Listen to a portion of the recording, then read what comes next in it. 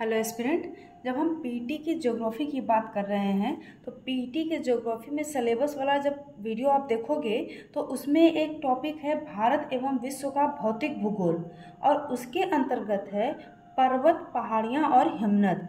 अर्थात भारत और विश्व के प्रोस्पेक्ट में आपको पर्वत, पहाड़ियाँ, हिमनद और नदियाँ, नदी घाटियाँ, मरुस्थल, शुष्क क्षेत्र, वन, खनिज संपदा, इनके प्रोस्पेक्ट में नॉलेज इकट्ठा करना है, यानी कंटेंट इकट्ठा करना है।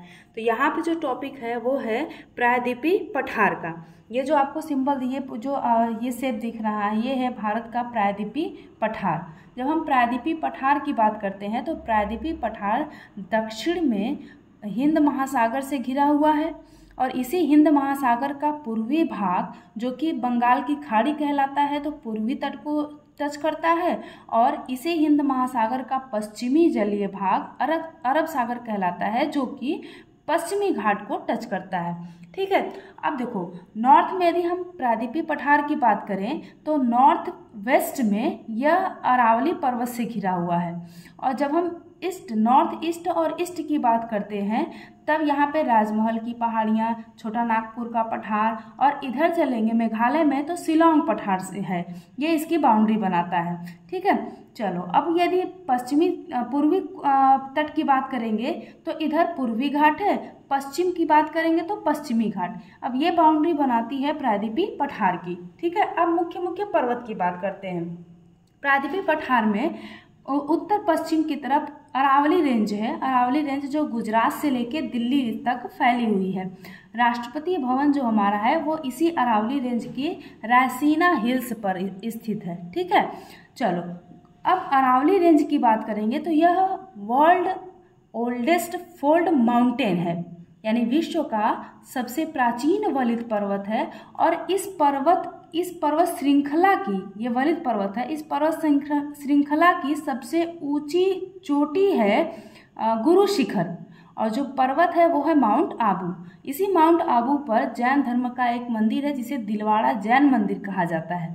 ठीक है, अब चूंकि अरावली पर्वत प्राचीन वलित पर्वत है इसलिए यह अपरदित हो चुका है और ये अवशिष्ट पर्वत की कैटेगरी में काउंट होता है।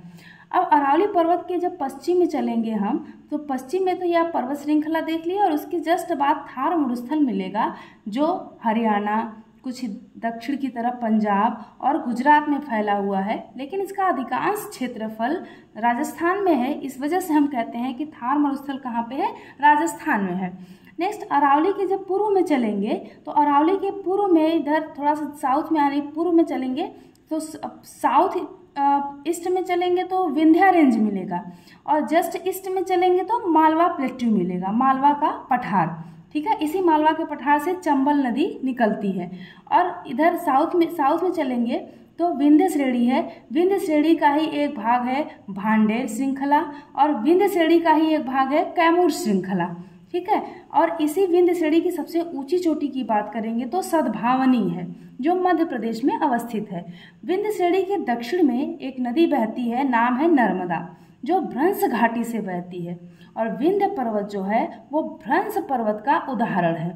विंध्य पर्वत के दक्षिण में नर्मदा नदी के दक्षिण में सतपुड़ा श्रेणी की ही पार्ट है महादेव श्रेणी और मैकाल श्रेणी।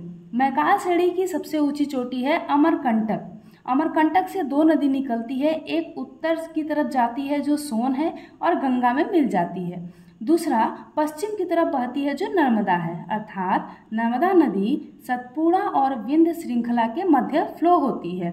सतपुड़ा भी ब्लॉक पर्वत है और विंध्य भी ब्लॉक माउंटेन है। ठीक है, इस वजह से नर्मदा जो है वो ब्लॉक वैली में बहती है, यानी भ्रंश घाटी में बहती है। ठीक है, सतपुड़ा में महादेव श्रेणी से एक रिवर निकलती है, नाम है उसका तापी। तापी रिवर सतपुड़ा के पैरेलल बहते हुए सूरत के पास यहाँ पे गल्फ ऑफ खंभात है, यहाँ पे अपना एस्चुरी बनाती है। ठीक है, नर्मदा और तापी ये दोनों के दोनों एस्चुरी बनाती हैं। ठीक है, डेल्टा नहीं बनाती हैं। पश्चिमी घाट की अधिकांश नदियाँ एस्चुरी बनाती हैं, पूर्वी घाट की नदियाँ डेल्टा बनाती हैं। अब चलते हैं महाराष्ट्र के पर्वतों की बात करते हैं। महाराष्ट्र में अजंता अभी आया था एग्जाम में, मैंने क्वेश्चन पेपर में डिस्कशन किया है, ठीक है, कि कहाँ पे अजंता और एलोरा, औरंगाबाद में।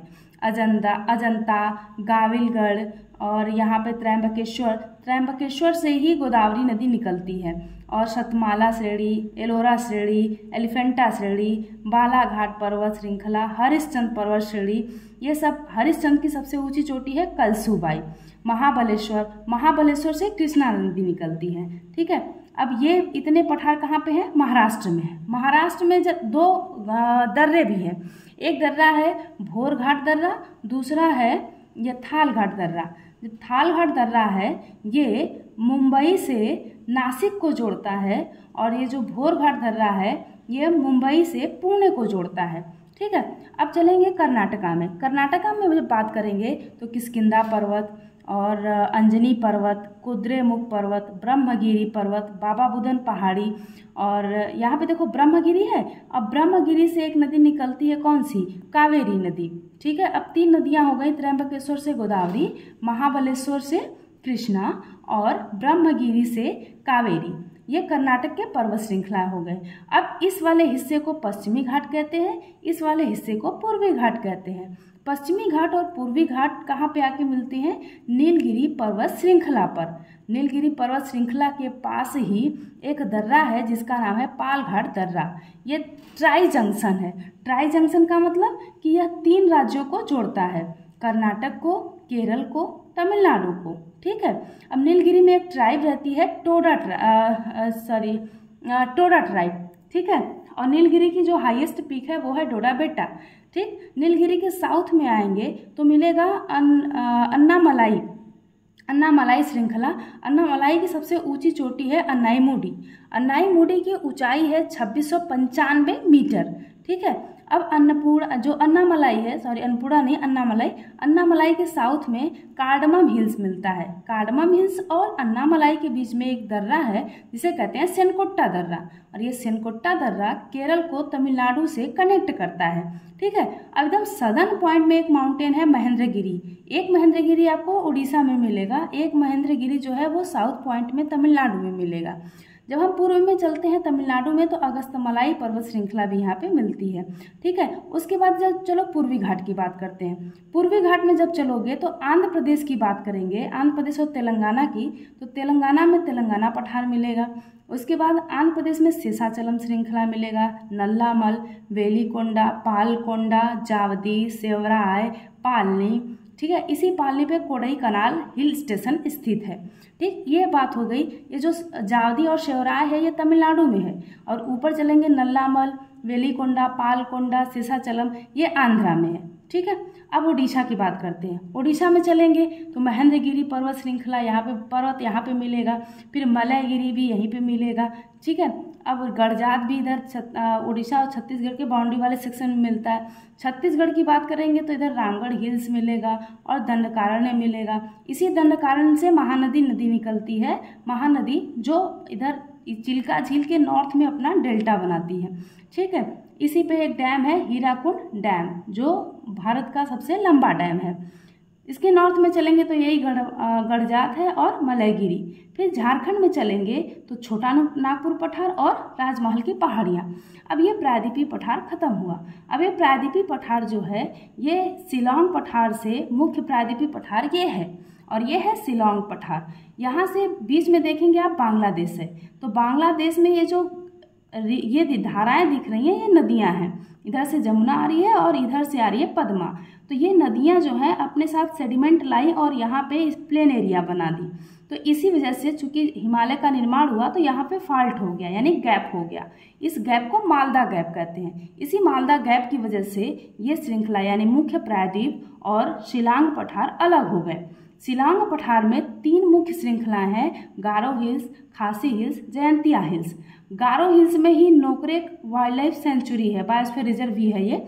और खासी हिल्स में ये आपको मिलेगा विश्व का सबसे ज़्यादा वर्षा वाला स्थान मौसिन राम, और यहीं पे आपको मिलेगा चेरापूंजी, ठीक है। और उसके बाद जयंतिया, गारो खासी जयंतिया, ये ट्राइब्स है यहाँ की, और इन्हीं के नाम पे इन पर्वतों का नाम रखा गया है। तो ये हो गया प्रायद्वीपीय पठार के मुख्य पर्वत श्रृंखलाएं।